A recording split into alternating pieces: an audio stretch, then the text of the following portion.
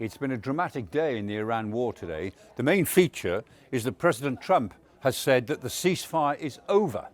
That was a pretty big statement. He also said that the Iranian leadership was scum, which is not what he was saying about them a couple of weeks ago. And the reason for that has been a three-stage escalation in the last 24, 36 hours.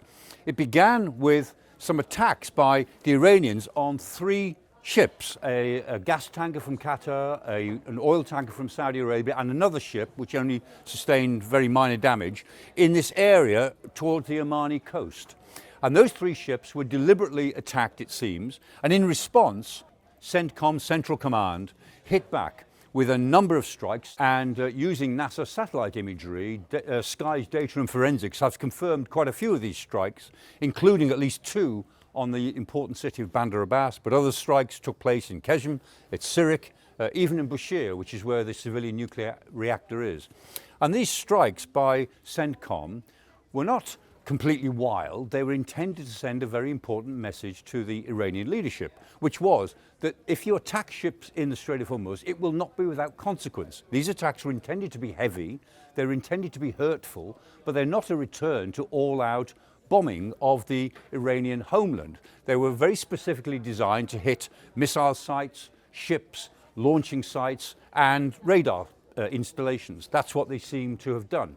However, the Iranians then responded with their own retaliation, which is the third stage of the process, by attacking American bases in Kuwait and Bahrain. And so they went for the Ali Al Salam air base in Kuwait, very important air base, and even more importantly, Al Jafir in Bahrain, which is the headquarters of the US Fifth Fleet. So that's where we are for now. What has been the effect of all of that on the Strait of Hormuz? Well, here is some of the tracking data of ships, and you can see there a few ships are on their way, but interestingly, the ships that are moving are mainly moving on the Iranian side of the operation. They're doing what the Iranians want them to do and go north towards Larak Island, and nothing is going up and down over the Musandam Peninsula, which is the Omani route, which the Americans want everyone to take. It's very interesting. Let's have another look at that. Keep your eye open for the Leila Vedina, which is one ship which was on its way out on the American route. There it is, there's the Leila Vedina, gets up to the point there, turns around, comes back, turns its transponders off, just disappears from the radar.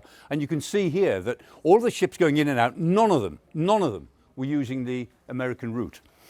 Normally, on an average day, there's about 130 ships coming and going through the Strait of Hormuz. In the last few days, not normal, about 50, other days 40, other days 41 ships have come and gone. In the last 12 hours, it looks like 20 ships have come and gone. And you can see that all of those who are coming in and out are doing what the Iranians want, not what the Americans want. So this material shows us, at the moment, the Iranians are more in control of the Strait of Hormuz than the Americans are. And that matters in terms of what happens next, because all of this is about the legitimate route. Again, the Iranians say that everybody should use the northern route, somewhere around Larak Island, and go out that way. The Americans say this is the route that's safe, we patrol it, we keep everybody safe on this route, but obviously not safe enough, and this is the route around the Musandam Peninsula.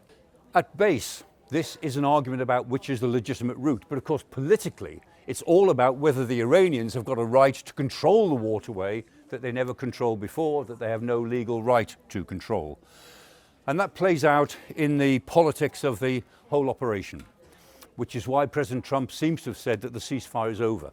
If both sides are expecting the other side to cheat, if both sides are waiting for the other side to cheat, then the most minor incidents get blown out of proportion, they get overinterpreted. And when that happens, there is a tendency for both sides then to act preemptively. I think that's where we are now.